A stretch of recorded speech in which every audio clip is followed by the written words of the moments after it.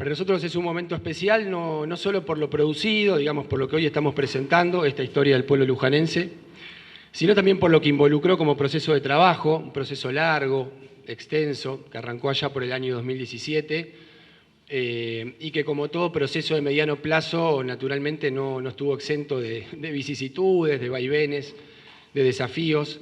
En el medio pasó la pandemia, con todo lo que eso generó en términos de desarticular y desorganizar, digamos, las relaciones sociales, los encuentros cara a cara, pero también de por ahí inhabilitar el acceso a archivos, a bibliotecas. Bueno, se fue haciendo complicado en algunos tramos, un poquito más acá. La cuestión económica también tuvo algún impacto en las posibilidades por ahí de hacer más o menos libros, pero finalmente llegamos hoy a buen puerto y bueno, la verdad que estamos muy contentos de estar acá y de nuevo muy agradecidos. Gente de la Junta Municipal de Asuntos Históricos también que me olvidaba, muchas gracias por estar acompañándonos. Bueno, si me olvido de alguno, me sabrán excusar. Y quiero agradecerle también, perdón, y ya con esto hago un poco de abuso, a Lucía Rodríguez, mi compañera, que fue un sostén permanente en todo este proceso. Ahora sí, yendo puntualmente al tema del libro, decía que lo empezamos a trabajar allá por el año 2017 con estas referencias que vos mencionabas, Analía, los libros de Gabriel Di Meglio, de Ezequiel Adamovsky, dos historiadores que no sé si inauguraron este enfoque, pero sí de alguna manera lo consolidaron, lo popularizaron. Tienen libros muy interesantes que si no los leyeron se los recomiendo, desde luego. La historia de las clases populares y la historia de la clase media también. Me parece que son dos libros de referencia, pero puntualmente el que a nosotros nos convoca es la historia de las clases populares. Y un poco inspirados o teniendo, digamos, ese marco como horizonte, empezamos a trabajar, ¿no? Nos propusimos replicar ese enfoque acá en Luján y ver si era posible poder, digamos, traer a la luz o visibilizar a los sectores populares que fueron poblando el Pago de Luján a lo largo de la historia. Como verán, el periodo histórico es largo, empieza en 1580, termina en 1916, así que estos grupos que integran los sectores populares, por supuesto que van cambiando su fisonomía según las épocas, pero siempre comparten algo que los unifica y que es su estatuto de subordinación con respecto a las élites o a las clases dominantes, ¿no? De modo tal que mientras estas últimas tenían el poder político, el poder económico, el estatus social, bueno, los sectores populares, por supuesto, de manera subordinada se iban adaptando de la mejor manera que podían a las decisiones que estos tomaban, ¿no? En algunas épocas con situaciones vitales de exclusión, de marginalidad, de pobreza, en otras épocas quizá aguantando, digamos, con alguna otra posibilidad, e incluso en algunas ocasiones organizándose y tomando iniciativas, tratando de conquistar derechos y tratando de ir para adelante. Así que bueno, lo que se van a encontrar en definitiva es una historia más o menos integral de Luján, insisto, desde 1580 a 1916, y en ese recorrido vamos a ir analizando los diferentes grupos sociales que conformaron estos sectores populares. Estamos hablando de la población africana que fue traída como mercancía humana, como mano de obra para poblar estos pagos que como sabemos, uno de los problemas que tenían era la escasez de mano de obra para poner a producir las tierras, de los pueblos originarios, los pueblos indígenas que habitaron la zona y que también fueron resistiendo de diversas maneras, principalmente a través del Malón, al avance de la frontera, digamos, al avance del poblamiento de la población hispano-criolla. Un poquito más acá tenemos a los labradores, a los primeros criollos que empezaron a poblar esta tierra y que nutrieron en gran parte los ejércitos de las guerras de la independencia y más tarde de las guerras civiles. Y viniendo un poquito más acá, digamos sobre el siglo XIX, ya tenemos un gran sector de trabajadores rurales y trabajadores urbanos, ¿no? Muchos de los cuales, sobre todo los trabajadores urbanos, van a intentar organizarse y desarrollar algunas formas de asociación, de sindicalización para conquistar derechos. Así que bueno, estos son los actores principales, son grupos dispersos, no pensemos a los sectores populares como una clase unificada con una conciencia de clase monolítica, sino que han sido grupos heterogéneos dispersos que, insisto, según las posibilidades que han tenido y la gravitación que han tenido a lo largo de la historia, bueno, han tratado de hacer su juego para reivindicar sus derechos, pero desde luego siempre fueron protagonistas, por eso el poema de Bertolt Brecht es tan oportuno, porque si bien las élites, las clases dirigentes, tomaban decisiones y articulaban las relaciones sociales, bueno, después estaba siempre el pueblo presente aportando lo suyo en cada gesta, digamos, y en cada momento. Bueno, esto como para empezar a entrarle. Sí, y preguntarles el porqué del periodo, de ese arco temporal que empieza en 1580 y quizás sea la primera parte de este libro para continuar después, termina en 1916. Sí. Como invitación. Veremos. Sembremos la expectativa, por lo menos, Analía, está bien. Pero ¿por qué ese periodo? Es decir, acá lo que se van a encontrar es un libro de 3 personas que compartimos por ahí la misma manera de pensar. O sea, lo que diga Mauro es compartido, lo que diga Nico, lo mismo. Yo por ahí me paro, pero no sé si los de atrás nos ven. Yo me siento como muy bajito acá. No es que quiera protagonismo, no, pero yo soy más bajito que ustedes. Bueno, por él el recorte cronológico es, si nosotros analizamos la historia de Luján, siempre arrancamos de 1630, ¿no? Tiene una carga especial, 1630, pero a raíz de investigaciones que hice con mi amigo Jesús Binetti en su momento, con Nico, con Mauro también, esto empieza antes, Luján empieza antes de 1630, ¿no? Entonces fue por ahí el comenzar con un año fue, no digo una discusión, pero sí romper un poco el 1630 nuestro e irnos más atrás, no por caprichos ni por querer ser distintos, sino que el nombre Luján aparece ya en 1536 con la primera fundación de Buenos Aires, con el capitán Luján, pero en 1580 es como que comienza un mini poblamiento, podemos decir, o una segunda fundación de Buenos Aires que ya vienen a instalarse. Es decir, ya vienen con la intención de poblar estancia, de hacer esos sorteos, las suertes de estancia, o armar el loteo de lo que iba a ser la Buenos Aires, y hay un proceso de poblamiento que viene por el río Luján, que lo hemos estudiado mucho acá con el compañero Binetti, ¿no? Allá con el libro La Virgen una Virgen para el Pago, una Virgen que muchos nos confundían, no estábamos hablando de religiosidad, estábamos hablando de intenciones políticas, ¿no? Entonces romper un poco en 1630 e irnos a 1580 significa eso, ¿no? Los orígenes de Luján en su mayoría están escritos por sacerdotes, las fuentes primarias son sacerdotes, entonces tiene un tinte religioso, tiene un tinte por ahí muy pragmático, muy católico, y en el medio por ahí es romper un poco la romantización de ciertos aspectos. Acá hay un esclavo, y ese esclavo no es que era un esclavo de la Virgen simpático, sino que fue uno de los tantos esclavos, pero no me quiero adelantar a lo que viene después, ¿no? Pero hablar desde 1580 en adelante, yo hablo de los orígenes, después les paso la palabra por qué cerramos en 1916, ¿no? Esos orígenes de Luján son muy interesantes de abordar, muy interesantes de estudiar, porque hay un complejo social, hay un complejo cultural, hay una cuestión geográfica que tiene al río como protagonista, el camino real, a la estancia y a 2 mujeres. Yo quiero hacer hincapié en eso. Sí, hay 2 mujeres fundantes en Luján, son Ana de Matos, que ella sí proviene de una élite, pero hay una segunda mujer que ahí con María Teresa Tartaglia también hemos hablado mucho, que es Magdalena Gómez de Díaz Altamirano. Y que por ahí no es que la tenemos olvidada, no, pero es distinta a Ana de Matos. Ella no proviene de una élite. Si bien es propietaria de una estancia, pensemos que la tierra no era el valor que tiene hoy, sino que hay documentos históricos que nos narran que se cambiaba una parcela de tierra por una guitarra, por un traje, ¿no? En épocas que no se poblaba, que era muy difícil poblar una estancia. Y era tan difícil poblar una estancia que hay una señora, Ana de Matos, con 16 años, que intenta todo para que su estancia sea poblada y pueda abastecer de ganado a Buenos Aires. Y hay una señora que es Magdalena Gómez de Díaz Altamirano, que hace prácticamente lo mismo, y hay caciques, y hay indígenas, y hay sectores sociales que por ahí la tradición o por ahí las primeras fuentes las nombran desde un lado simpático, desde un lado romántico, desde un lado que como que no tenían participación, y realmente hay una participación muy genuina, muy fuerte, y que está en los documentos, y que a nosotros nos tocó por ahí abordarla o mirarla, o analizarla, mejor dicho, desde otro punto de vista, ¿no?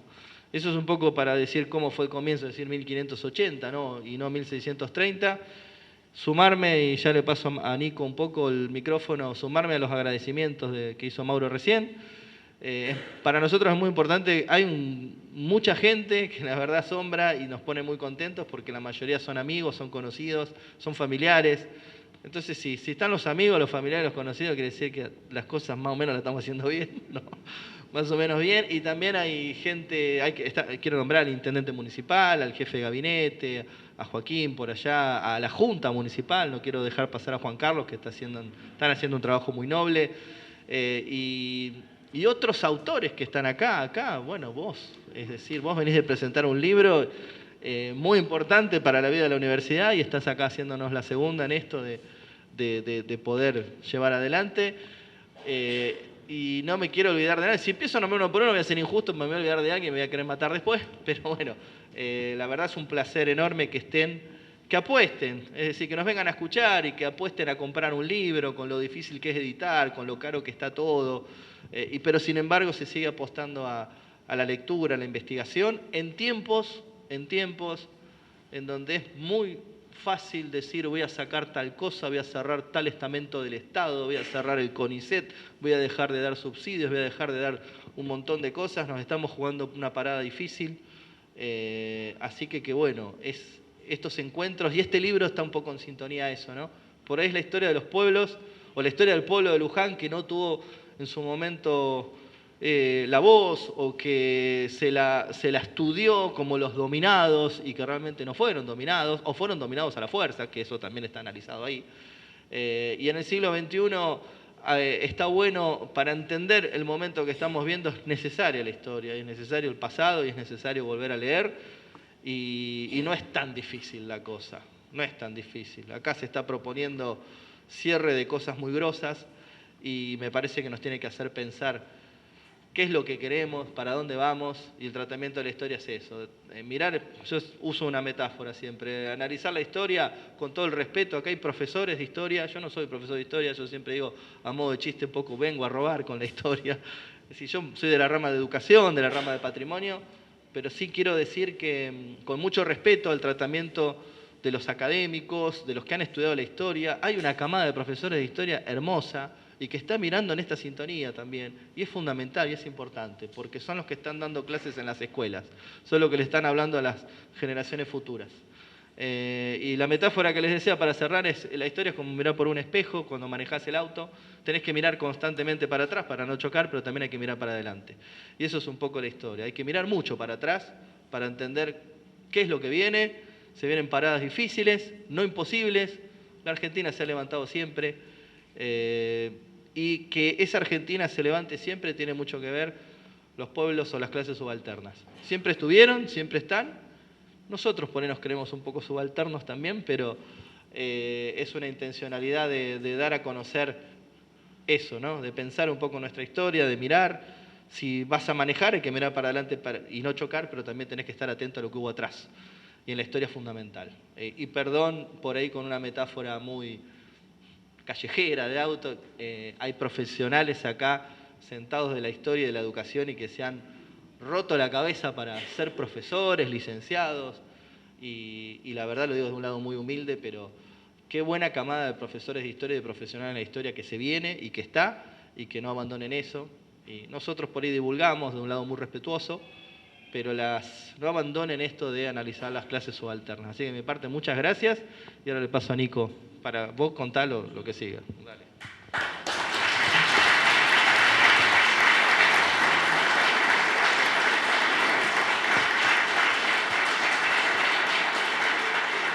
Bueno, no sé, ¿se escucha? Sí. ¿Qué tal? No sé qué tengo que decir. Buenas noches, buenas tardes a todos y todas. Sumarme a lo que comentaban los compañeros, la alegría de poder compartir esta presentación con un montón de gente que nos une un afecto de un montón de ámbitos, ¿no? Como decían los chicos, del ámbito laboral, de amistades, de ámbitos profesionales, de la misma vida y de espacios que quizás en algún momento hemos compartido y demás. Así que un agradecimiento a todos y a todas, en especial a mi familia, a mis viejos, a mi hermano, a Nati, ahí a mi sobrino. ¿Está Álvaro o no? al señor Álvaro, a mi compañera Romina, que está siempre haciendo el aguante, y bueno, muchas gracias por todo y por ese bebé que estamos esperando para marzo.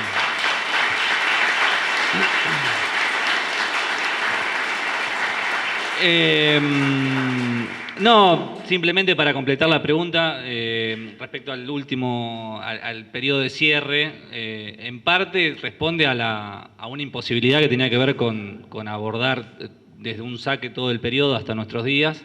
Esa también es una realidad. Y buscando dónde hacer ese cierre, de alguna manera tomamos las elecciones de 1916, bajo el nuevo sistema de la ley Sáenz Peña, que de alguna manera, no totalmente, pero por lo menos parcialmente, incorporan más decididamente a la vida política a sectores más amplios. Y bueno, nos pareció que podía ser una fecha, no deja de ser una fecha arbitraria, pero que de alguna manera marcaba un hito, una etapa en la historia argentina y también obviamente en la historia de Luján. Así que el corte tuvo que ver un poquito con eso, ¿no? Bien. Bueno, la verdad que ya fueron adelantando de quiénes se trata este libro, quiénes son esos sectores populares, subalternos. Algunos también los llamamos subalternizados, ¿no? Como para no naturalizar lo que es la subalternidad y la dominación.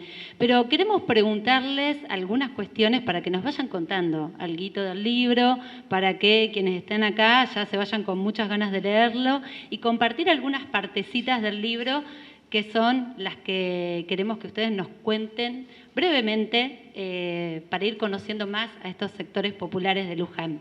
En las primeras páginas del libro, cuando lo lean, ustedes se van a encontrar que hay una fuerte referencia a los pueblos originarios. Hay una parte que dice, la constante ambición de los estancieros, aclaro, por expandir las fronteras y explorar el ganado cimarrón que pastaba libremente en los dominios indígenas, eran causa de avanzadas militares que generaban como represalia los temidos malones. Federico, te pregunto, porque acá se invierte un poco la mirada de los malones que frecuentemente aparece en la bibliografía sobre Luján. ¿Qué nos podrías contar sobre eso? Sí, a ver, primero hay que pensar que no siempre es un estado de guerra el indígena y el hispano criollo, ¿no? La guerra abierta, con ese mote, que aparece en mucha bibliografía, en documentación, se da cuando realmente progresivamente Buenos Aires pierde el dominio de lo que son la extracción de minerales en Potosí, ¿no? ¿Y dónde se va a acentuar? Hay que mover la economía de repente a un nuevo sector, y ese sector es el ganado cimarrón, son los estancieros. Acá ya la tierra empieza a tener un valor importante, y si uno analiza a través de la documentación cada malón fuerte que hay sobre Luján, nosotros siempre decimos que en la historiografía local aparece Manuel Calelián, aparece Linco Panguí, aparece Cangapol. Son nombres que por ahí no nos suenan tanto, pero son nombres de caciques indígenas. Y caciques indígenas que producto de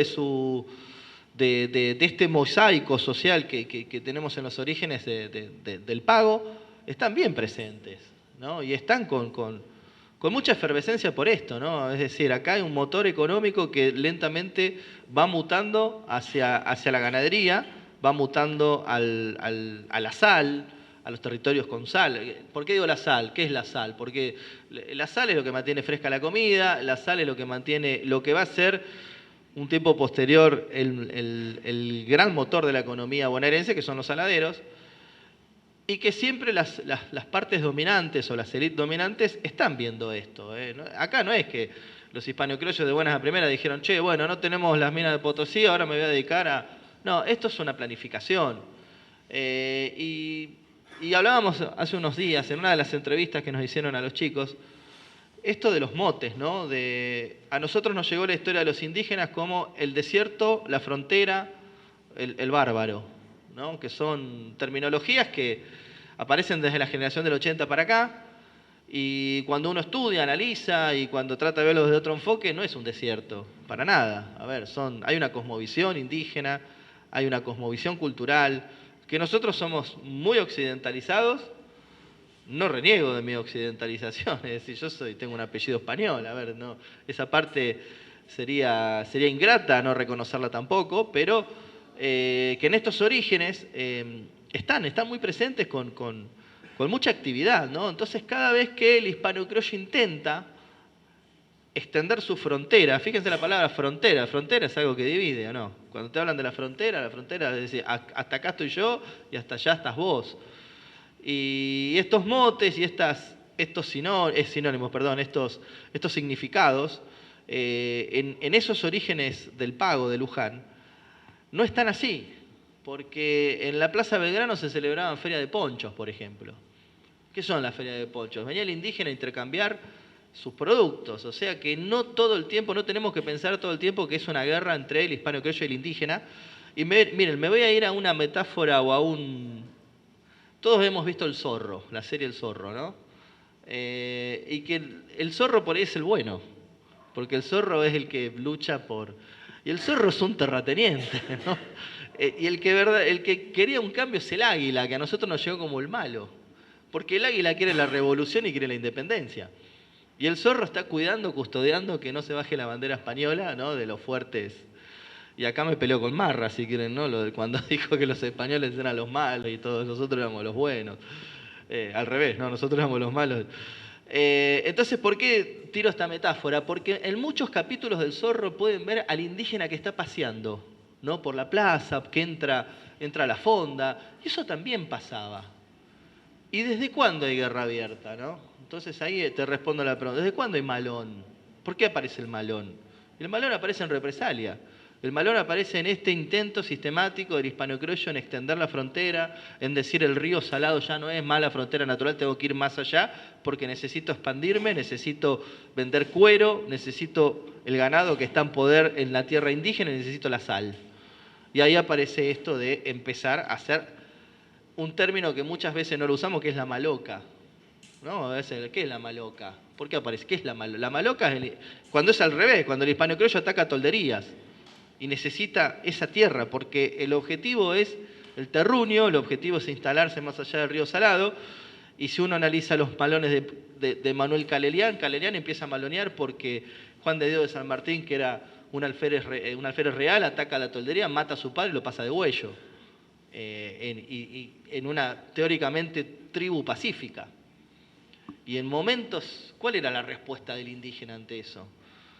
Y hay antecedentes muy fuertes, por eso nosotros estamos tratando la parte bonaerense, ¿no? Pero lo que fue Chuquisaca, lo que fue el Alto Perú, la explotación indígena que fue realmente terrible, y con matanzas, con dominación. Y de repente en la historia de Luján aparece un Calerián, aparece un Lincopangui, aparece un Cangapol, que tienen que ver mucho en sus acciones y en lo que viene después. Si quiere que le cuente el final, compren el libro, porque en el libro está detallado cómo termina esto. Es para ir adelantando. Claro, nada más, entonces yo se lo dejo ahí, brevemente. se lo dejo picando, pero bueno, fíjense que nosotros estamos tirando acá algún adelanto de lo que puede llegar a ser la explicación final en el libro, que está realmente a un precio amigable, tenemos que decirlo. Está en un precio amigable. Aprovechen hoy, porque las librerías va a estar más caro, así que... Algo más, Fede, Sí, para compartir y que nos cuentes brevemente porque es muy necesario en esta ciudad. En otra parte, al referirse a estos sectores populares subalternizados, los autores dicen, en algunos casos han sido objeto de referencias edulcoradas, que construidas a partir de una mirada romantizada, permitieron su incorporación al relato hegemónico. ¿Acaso el ejemplo más claro lo constituya el negro Manuel, caracterizado como el fiel esclavo de la Virgen, el negrito solapando así su inequívoca condición de esclavo africano? Fundamental, ¿no?, desromantizar la imagen de Manuel, uno de los tantos esclavos traídos desde África hacia nuestro continente. Sí, es interesante. Hace unos años con Jesús analizamos mucho la figura del negro Manuel y que en diferentes épocas era el negrito en las estampas religiosas, el negrito Manuel, que era un nene de 8 años. Después nos dimos cuenta que era grande, no era tan chiquito el negrito Manuel y pasó a ser el negro Manuel. el negro, ¿no? Es el negro Manuel. La palabra negro es muy cargada. Yo tuve la suerte hace unos años de poder conocer Cuba, de poder conocer Colombia también, y en esos países, e incluso en Brasil también, hay algo que se llama sincretismo, ¿no? Que la figura o las creencias africanas en Brasil, en el Caribe, están muy en boga todavía, ¿no? Vos por ahí en una casita común y corriente ves un altar que para nosotros, con nuestra visión rioplatense, nos parece una macumba, hasta ese punto, ¿no? Y cuando vos lo preguntás y lo analizás, ellos te dicen, no, es tal Dios que está personificado con nuestras creencias católicas también. Y eso se llama sincretismo, ¿no? Y parece que en el Río de la Plata no existiera. El tratamiento de la esclavitud africana fue muy fuerte porque realmente las élites porteñas éramos París, no teníamos que ser París y no podíamos aceptar que había una gran población africana. Y también vuelvo a decir un poco lo que hablaba al principio, no nos imaginemos como los indígenas era constante guerra, no, también estaban dentro de nuestra cultura, estaban dentro de nuestra cosmovisión rioplatense. Cosmovisión es una palabra que usé mucho, pero intento explicarla para entender que es un puente entre creencias que no son tan conocidas entre nosotros y lo que vemos, ¿no? Y el negro Manuel es un poco esto, ¿no? El negro Manuel, a mí realmente, perdonen, lo he refutado y lo he analizado, que un esclavo grite milagro en 1630 a mí me resulta muy difícil de entender. Y no voy contra la fe de la gente, no voy contra el fenómeno religioso porque es monumental y es enorme y es genial ver esa peregrinación masiva que se da todos los años a la Basílica y digo, bueno, es Luján esto también, esto es parte nuestra, es parte de nuestra identidad, ¿no? Pero Manuel siempre fue el esclavo de la Virgen, el fiel servidor, y no por eso tenemos que dejar pasar y ver que Buenos Aires fue el quinto puerto con más entrada de esclavos africanos en América. Solo superado por Cartagena, solo superado por La Habana, solo superado por Pernambucó, San Pablo y después viene Buenos Aires, ¿no? Y lo que se está comercializando, lo que se está traficando son personas, son seres humanos. Y acá me peleo muchas veces porque me dicen no podés hablar de genocidio, no podés utilizar la palabra genocidio en el siglo XXI. Bueno, fue una matanza, te la cambio si querés el sinónimo, ¿no? Es un sinónimo, quiero decir. Pero sí, entender que hay una figura clave en el proceso de los inicios de Luján, que es el negro Manuel, y que tuvo un sincretismo hermoso con la Virgen de Luján. No lo estoy negando, no estoy negando la relación del negro Manuel con la Virgen, al contrario. Hay una relación hermosa del negro Manuel con la Virgen de Luján. ¿Por qué? Porque él está viendo a su diosa Auxum, él está viendo a la diosa Yoruba. ¿Sí? Eso también hay que entender que Manuel seguramente, por lo que uno estudia, insisto, esto es estudio, no es que vengo a contar una metáfora, a contar algo lindo en modo de cuento, esto es un estudio que hay que llevar a cabo, que se lleva adelante, y que la influencia seguramente de Manuel tiene que ver con esos esclavos que a lo mejor en su tribu africana fueron curanderos, y que están si yo estuviera hablando de esto en Brasil, en Uruguay, en Centroamérica es común, no estoy diciendo nada nuevo, porque ese sincretismo estaba. Seguramente Manuel tuvo esa relación hermosa con la Virgen de Luján, quizás se haya cristianizado Manuel, pero también hay que analizar que está la otra parte. Y no nos tenemos que quedar con eso solo de Manuel. Manuel fue uno de los tantos millones de esclavos que pasaron de África a América en condiciones infrahumanas, en un viaje que duraba de 30 a 60 días en las peores condiciones, en donde se los ponían en una plaza, donde le miraban los dientes y si tenía buenos dientes se compraba o no, y en donde realmente han sufrido desde los azotes, han sufrido desde la explotación. Por ahí en el Río de la Plata fuimos más benignos, no los tratamos tan inhumanamente, pero bueno, los poníamos en la servidumbre, como si eso estuviera bien, ¿no? Realmente es pésimo. Y Manuel significa eso. Manuel, fíjense lo lindo que es Luján, porque de Luján podemos entender que hay un esclavo africano que atendió y que mantuvo fiel un culto a la Virgen de Luján, pero que al mismo tiempo tiene que simbolizar, y no nos tenemos que quedar solamente con el fiel esclavo de la Virgen, sino que es la figura de los millones de esclavos africanos que entraron a América para la explotación, para el sufrimiento, para la matanza y para borrarlos. Porque después no solamente les hicimos todo eso en la época de la colonia, sino que también después invisibilizamos su permanencia, los mandamos a los ejércitos, los matamos con la fiebre amarilla y lo peor de todo, los silenciamos. Teníamos que ser París de una manera tan magnífica que parece que no tuvimos esclavos africanos en el Río de la Plata. Y realmente los tuvimos y fueron parte de nuestra historia. Gracias, Fede, por la explicación necesaria en esta ciudad donde, bueno, la mirada sobre Manuel ha sido, como ellos dicen en el libro, romantizada por mucho tiempo. Voy a avanzar un poquitito en el libro, van a encontrar mucho más, pero llegando al siglo XIX, específicamente a la segunda mitad del siglo XIX, empiezan a aparecer otros sectores populares resultado del proceso inmigratorio y en alguna de las páginas los autores dicen: los recién llegados eran mayormente hombres jóvenes en edad laboral y de origen rural, contándose entre ellos campesinos y jornaleros, pero también profesionales, comerciantes y artesanos. En cuanto a las procedencias, italianos y españoles compusieron el 75% del total.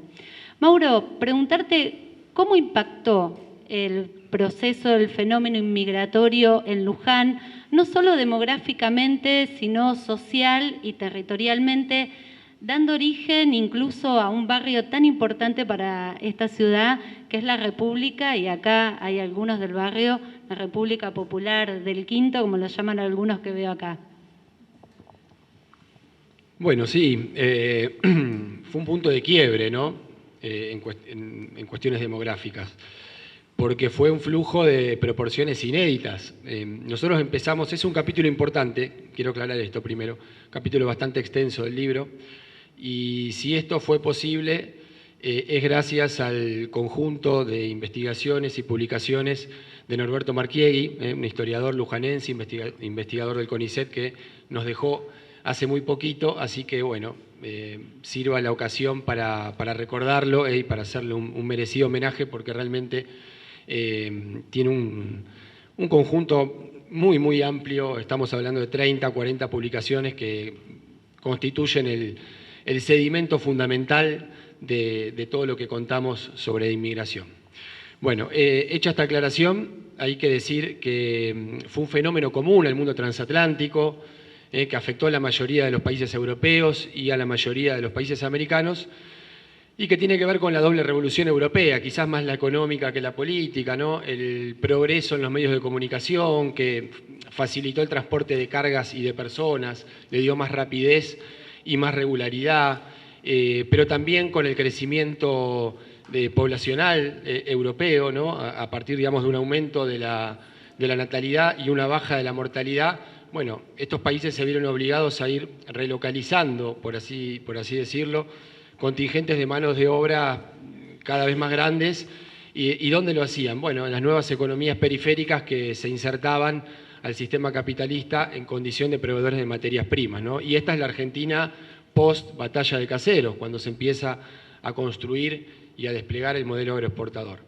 Así que a partir de 1850 vemos cómo van llegando flujos importantes. Nosotros caracterizamos a los tres principales, a los italianos, ¿no? por orden, digamos, de importancia, italianos, españoles y franceses. En Luján hubo muchos italianos especialmente, incluso un poco más que el promedio nacional. Se calcula que el promedio nacional está en torno al 45% y acá pudo haber superado el 50%. Esto lo podemos ver fácilmente cuando vemos nuestros apellidos, bueno, y la gente que conocemos, pero también la colectividad española, por supuesto, fue fuerte, y como decía, la francesa. No me quiero hacer muy largo con la caracterización, después lo van a leer en el libro, pero vamos describiendo un poco cómo estaba compuesto cada flujo, cuáles eran las regiones de origen. Por ejemplo, en el caso de los italianos, tenemos dos oleadas bien marcadas, una pionera, la podemos llamar de esa manera, que comienza ya en 1850 y llega más o menos hasta 1880, compuesta principalmente por italianos del norte, italianos septentrionales de las regiones de Lombardía, Piamonte y Liguria, fundamentalmente, y a partir de 1890 van a tener preeminencia los italianos meridionales, los italianos del sur, que van a venir de la Campania, de la Sicilia y, por supuesto, de Cantabria, que ahí es donde entran los ítalo-albaneses, que en un ratito los vamos a mencionar y vamos a ampliar un poco sobre ellos. Después caracterizamos la inmigración española, también principalmente viene del norte, de las regiones de la fachada atlántica. Las regiones expulsoras principales son el País Vasco, también como región pionera, Galicia, Asturias y una zona que se la puede denominar no tradicional, que es la provincia de Soria, que esto también va a constituir, digamos, un componente distintivo de la inmigración española en Luján, porque junto con los ítalo-albaneses van a apelar a un mecanismo conocido como migración en cadena, que es la dinámica por la cual los que primero llegaban facilitaban la llegada o el arribo primero de familiares, después de amigos, después de paisanos e incluso de gente de su misma región, ¿no? Esto fue muy característico desde ya en los ítalo-albaneses, pero también en los sorianos. Y por último, la inmigración francesa, que proviene fundamentalmente de dos regiones, el País Vasco francés, el Iparralde, con sus 3 provincias históricas, el Lapurdi, la Baja Navarra y Soulé, que ahí tampoco hay que descartar que haya habido algún mecanismo de migración en cadena entre los vascos españoles y los vascos franceses, porque la cuestión de los Pirineos, digamos, era una frontera totalmente permeable, donde había relaciones sociales y económicas permanentes. Y la otra región es la región histórica de Saboya, que está pegada a los Alpes, pegada al Piamonte italiano, que es una región que después de la unificación italiana quedó en manos de Francia, o sea, pasó a constituir parte del Estado-Nación francés, pero también es muy probable que haya habido algunas relaciones vinculadas a la migración en cadena entre los piamonteses y los franceses, porque así se definían, pero que eran vecinos y también había rutas comerciales y económicas que se transitaban con asiduidad. Esto muy a grosso modo, insisto, después en el libro van a encontrar muchísimos más detalles, y también tratando de ser muy sintético, podemos decir que los italianos se volcaron más masivamente a las actividades agropecuarias, sintetizando, fueron al campo. De hecho, muchos de ellos, sobre todo los pioneros, se terminaron convirtiendo en propietarios rurales, o sea, pudieron aprovechar las oportunidades tempranas del modelo agroexportador, ¿no? Sobre todo los que vinieron estas 3 primeras décadas, 1850 a 1880. Ya a partir de 1890, incluso transcurrida la crisis del 90, que sabemos que fue complicada, bueno, los contingentes que venían arribando les va a costar un poco más, y eso sí, van a ser los que mayormente van a nutrir los sectores populares, ¿no? Estamos hablando de jornaleros, braceros, peones, puesteros en el campo, y en la ciudad vendedores ambulantes, constructores, bueno, también peones y algunos que desempeñaron oficios artesanales, pero digamos con explotaciones muy modestas. Me habías preguntado algo más, perdón, Analía. No, preguntarte también porque sabemos que los inmigrantes, igual que otros sectores de nuestra sociedad, a fines del siglo XIX hasta principios del siglo XX, estuvieron excluidos del mundo político. ¿Qué pasaba con esos inmigrantes acá en Luján, que también estuvieron excluidos de lo político o de la política? ¿Y cómo lucharon también o cómo se organizaron para acceder a derechos políticos? Bien. No contesté lo del barrio Santa Elena, perdón, ahí me apuntaba Nico. Mirá que tenemos acá algunos vecinos. Sí, acá veo tenemos. camarógrafo. No lo vamos a hacer levantar la mano por pudor, pero hay por algo cuantos, dije lo de República Popular del Quinto. Bueno, es un caso característico porque Marqués de hecho lo define como un barrio étnico, justamente porque congregó a gran parte de la colectividad ítalo-albanesa.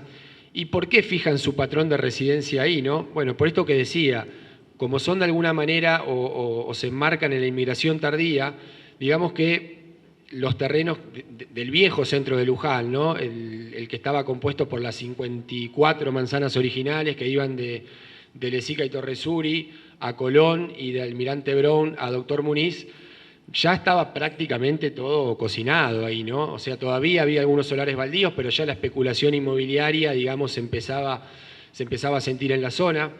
Y bueno, tenían que, por supuesto, resolver el tema del acceso a la tierra y la vivienda, era una cuestión clave, fundamental para cualquier inmigrante, y encontraron en el barrio Santa Elena loteos populares.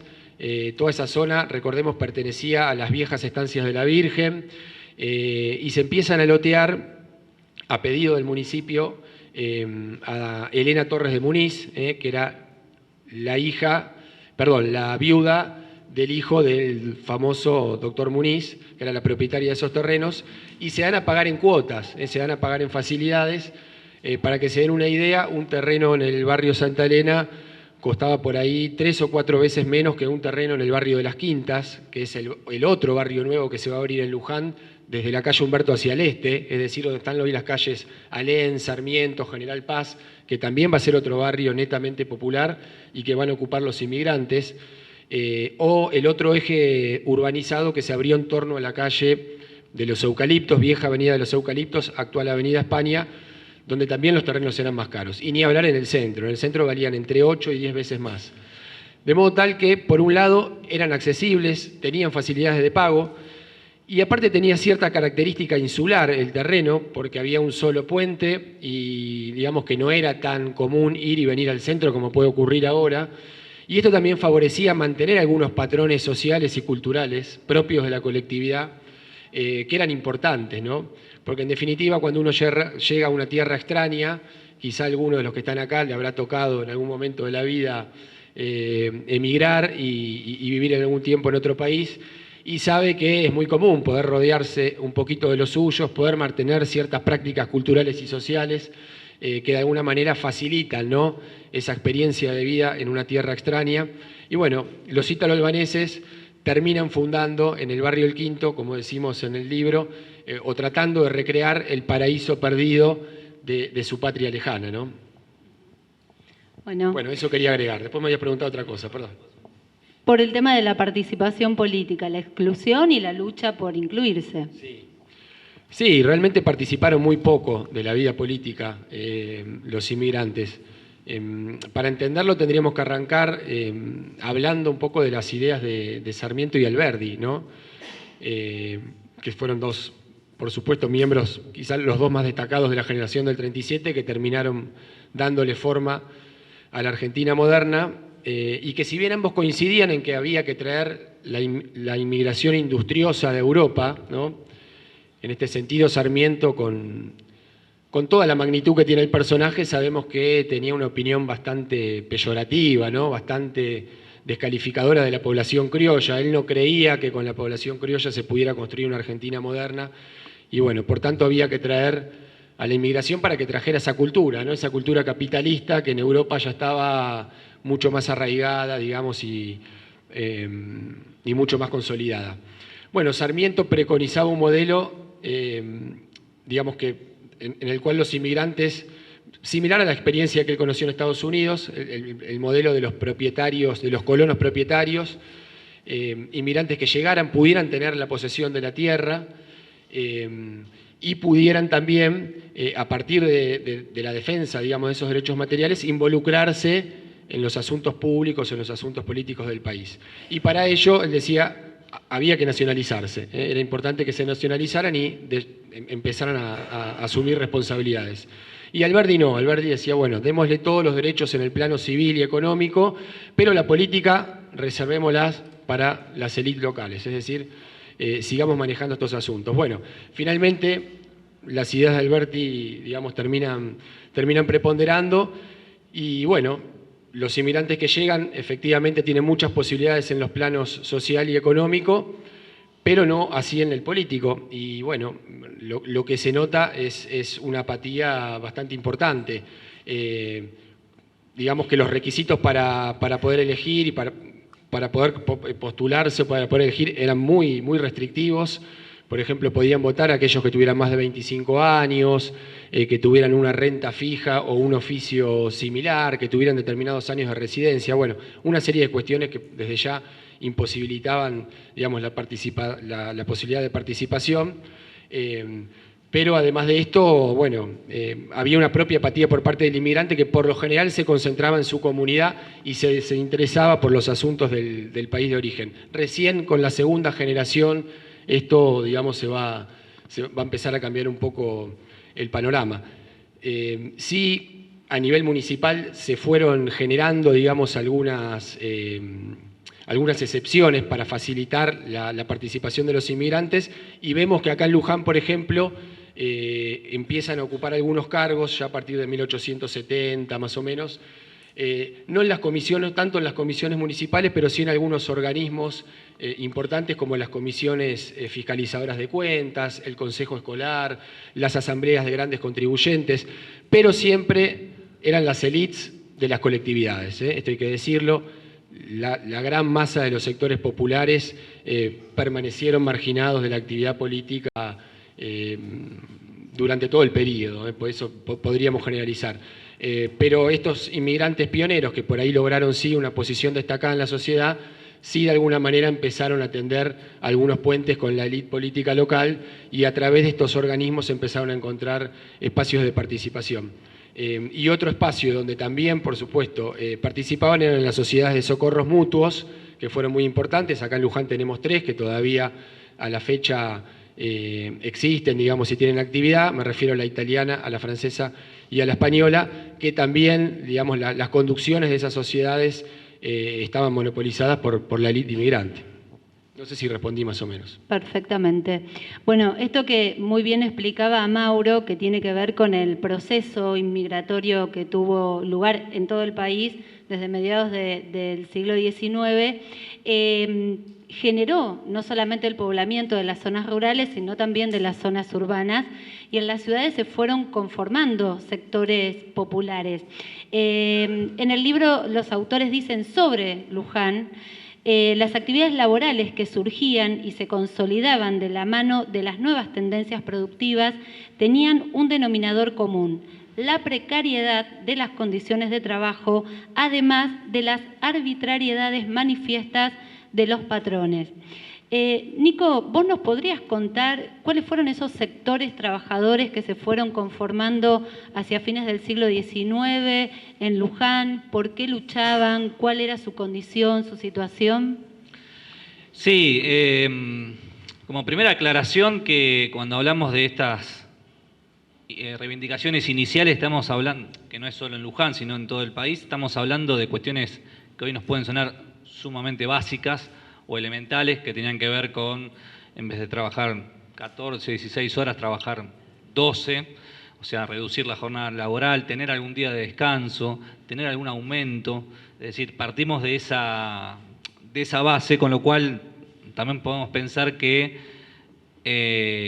por lo menos en aquel tiempo, el mercado solo no regulaba nada, o por lo menos sí, regulaba en contra de, y que fue la organización obrera la que empezó a gestar algunas reivindicaciones que después fueron asumidas por el Estado a través de algunas leyes, ¿no? Digamos, en todo este periodo que nosotros, por lo menos el periodo de fines del siglo XIX, principios del XX, es cuando muy tímidamente empiezan a darse las primeras leyes laborales, pero muy tímidamente y además con muy poca capacidad de hacerlas cumplir por parte del Estado.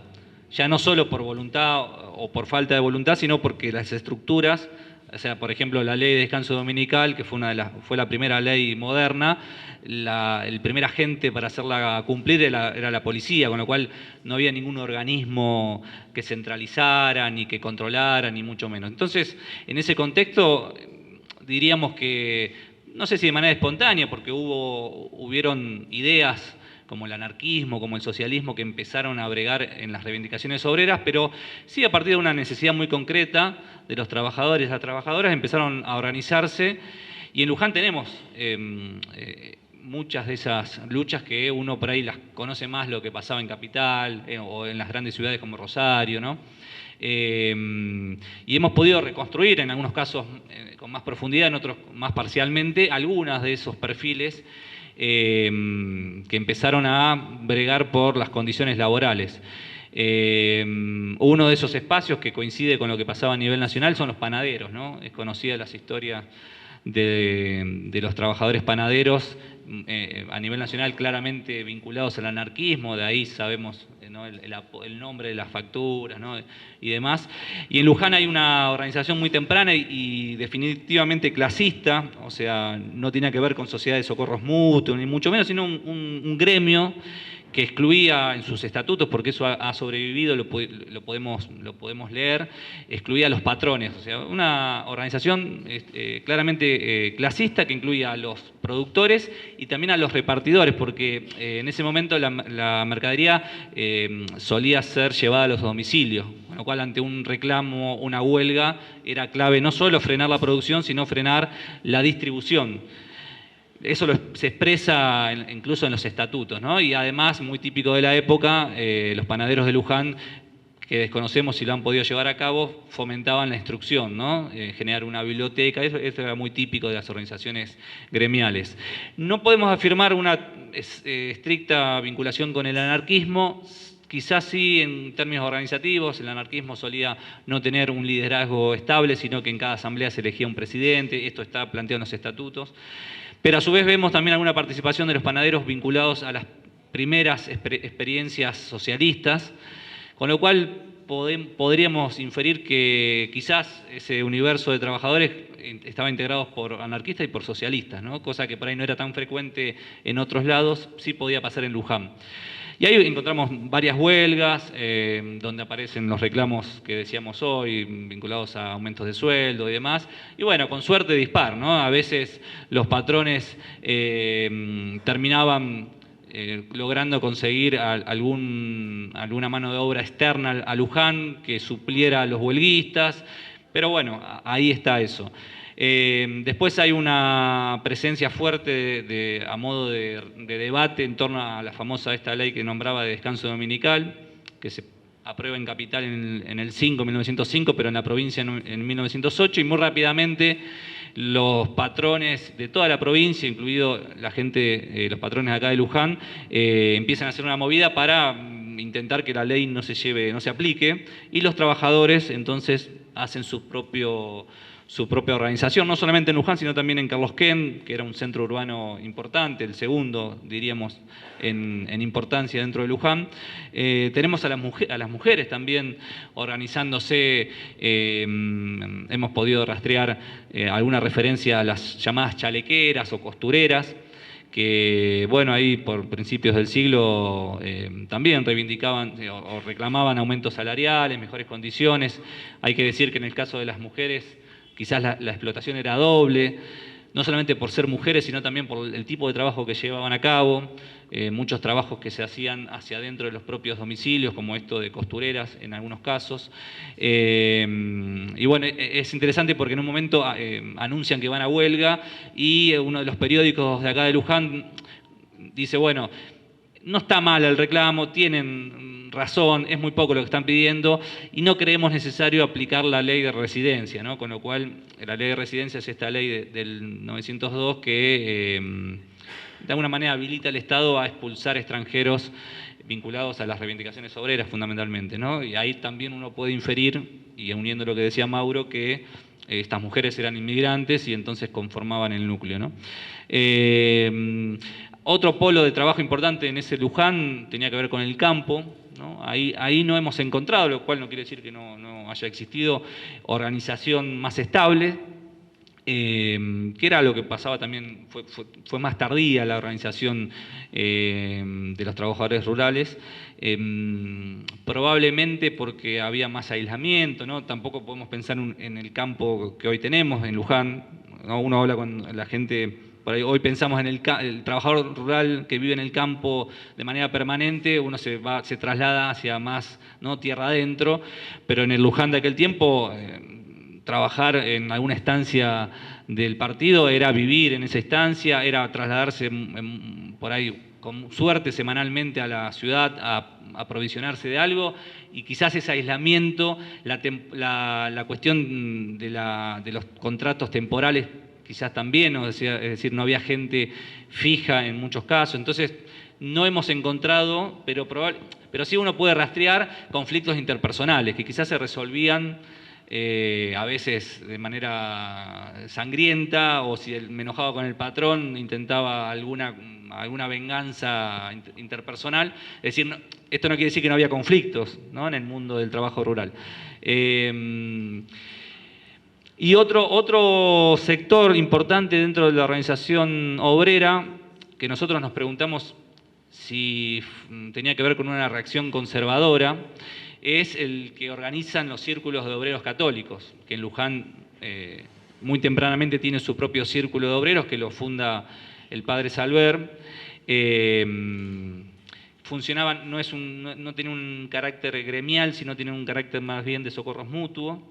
Sí reivindicaban alguna legislación laboral, en ese sentido tenían más parentesco solo en ese sentido con el socialismo, que se interesaba por la vía legislativa, no así el anarquismo, pero había un combate y en la Perla del Plata, que es la revista vinculada a la Basílica, hay una referencia permanente no solo a exaltar a estos obreros que iban por el camino correcto, ¿no?, desde la mirada católica, sino a fustigar muy, muy fuertemente y con mucha frecuencia a toda reivindicación que tuviese que ver con el anarquismo, con el socialismo, ¿no? Entonces nos preguntamos si esa mirada o esa actuación tenía un tinte conservador, ¿no?, porque bregaba por mejoras, digamos, en el mundo del trabajo, pero sin romper las relaciones de producción, ¿no?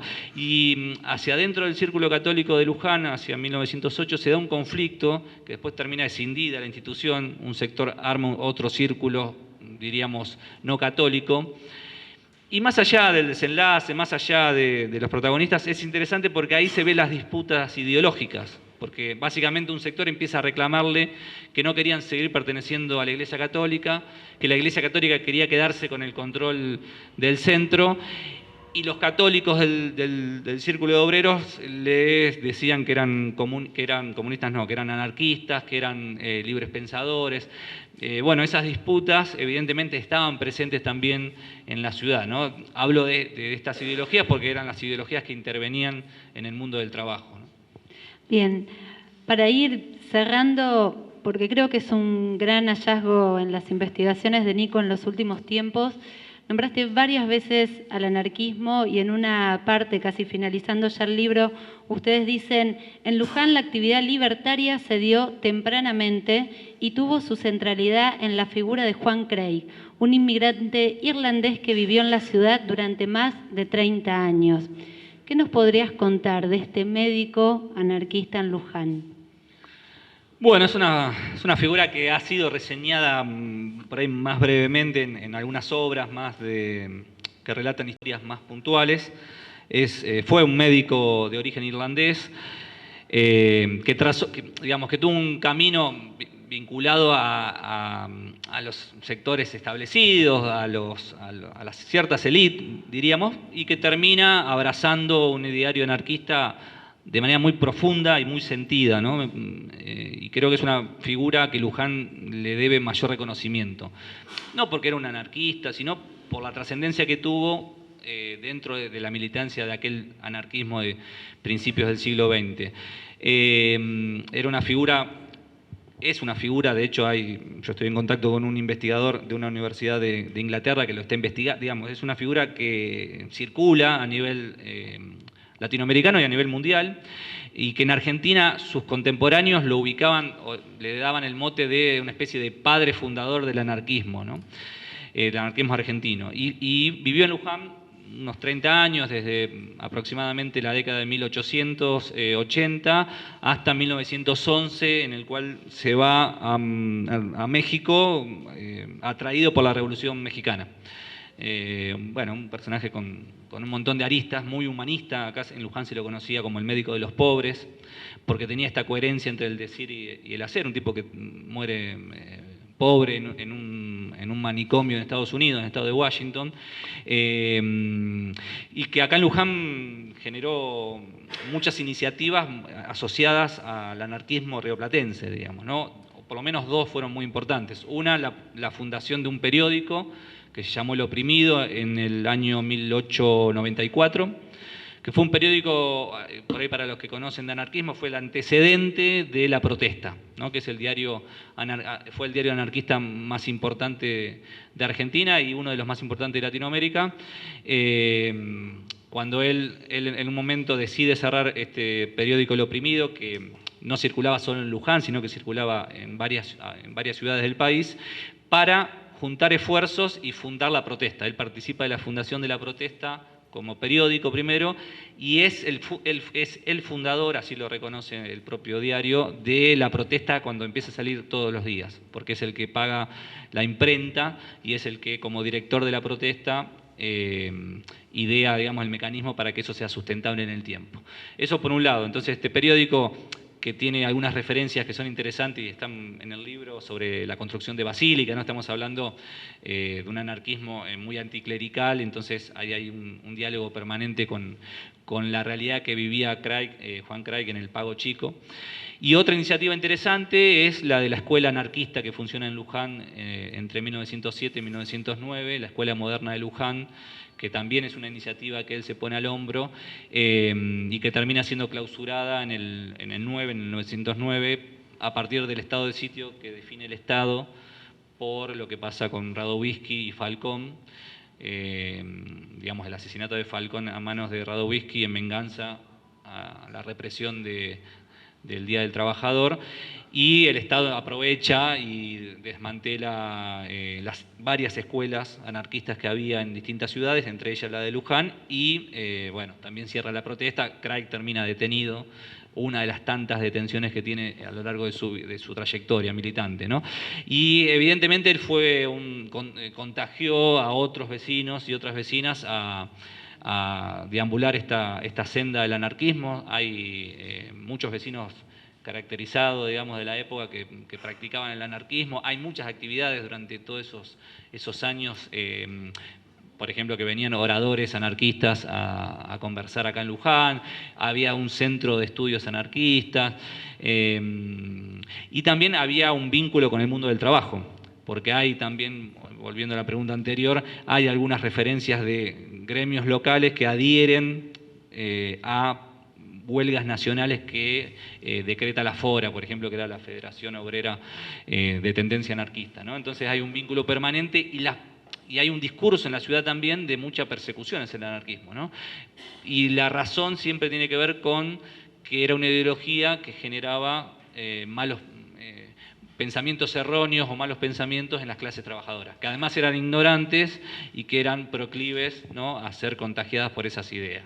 Digo, ¿no?, algunos discursos tienen estructuras similares. El anarquismo era ajeno al ser nacional, fíjense, en la dictadura cívico-militar esa estructura está, y además no era una disputa política la que se estaba dando, sino era una disputa en el plano de lo policial, ¿no? Los anarquistas eran delincuentes y por lo tanto no se abría el debate en términos políticos, sino que era una cuestión a solucionar en el plano policial. Esto es una estructura que se repite a lo largo de la historia, de tipo inquisitorial, diríamos, ¿no? Y bueno, un dato llamativo, y con esto termino, es que en un momento la protesta, que hay mucha referencia a Luján por el vínculo con Craig justamente, publica un listado que se filtra desde la policía de la capital federal, donde hay un detalle muy minucioso, ciudad por ciudad, con nombres específicos de personas que estaban bajo sospecha de ser anarquistas y a los cuales había que advertirles que si seguían en ese camino se los expulsaba del país, porque mayormente eran inmigrantes. Y en el caso de Luján, es una de las ciudades con mayor presencia, que tiene mayor cantidad de vecinos, 11 vecinos, superado por Bahía Blanca y por La Plata, ¿no? Bahía Blanca era un polo importante por el tema del puerto, pero Luján tenía, aparecen entre otros, Craig, aparece Bosco, un librero amigo también de Craig, que era un grupo identificable, con lo cual, digo, también es otra muestra de la presencia anarquista, ¿no? Con un discurso muy adelantado también, muy adelantado a la época, donde el foco estaba libertarios puesto de verdad, digamos. Claro, ¿no? libertario del apoyo mutuo y no de la competencia. Libertarios de los que articulan con los trabajadores, ¿no? Sí, que representan a los está puesto, trabajadores. claro, Digo por el me parece sentido está que bien tiene la aclaración. palabra. Sí, porque hoy se usa con otros fines, o sea, el anarquismo exalta al individuo, pero no al individuo que compite con el otro, sino al que establece lazos de solidaridad con el otro. Este concepto de ayuda mutua, ¿no?, de Kropotkin, de todos los pensadores anarquistas. Entonces el anarquismo, más allá de que si era posible o no el modelo anarquista, hay una visión muy adelantada de lo que implicaba la dignidad y de un montón de cuestiones que después se terminan haciendo derechos, como el divorcio, que termina haciéndose un derecho recién en la década del 80, los anarquistas ya lo estaban pidiendo a principios del siglo, los derechos laborales sin duda, y bueno, un montón de otras cuestiones, ¿no? Entonces fue un movimiento muy humanista y que, bueno, en Luján también dejó su huella con un periódico, dejó su huella con una escuela, dejó su huella con una figura que, insisto, me parece que merece mayor relevancia a nivel local. Bueno, como verán, el recorrido en el libro es muy amplio, seguro hay muchas preguntas. No sé, ¿abrimos a preguntas o invitamos a leer directamente? Si alguien tiene ganas de hacer una pregunta, 2 preguntitas.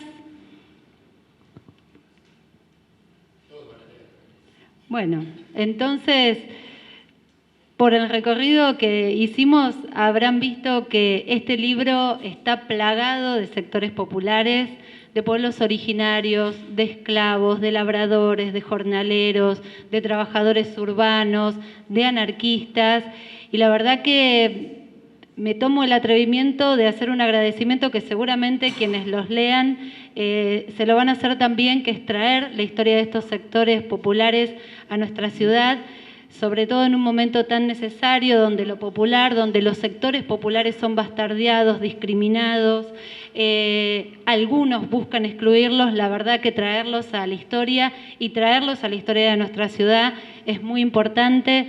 Invitarlos a leer el libro que está a la venta hoy acá, a partir del lunes en la librería Babilonia y en el Submarino Amarillo. Y bueno, por más historias del pueblo lujanense, por más historias para Luján, les damos un aplauso enorme a los 3.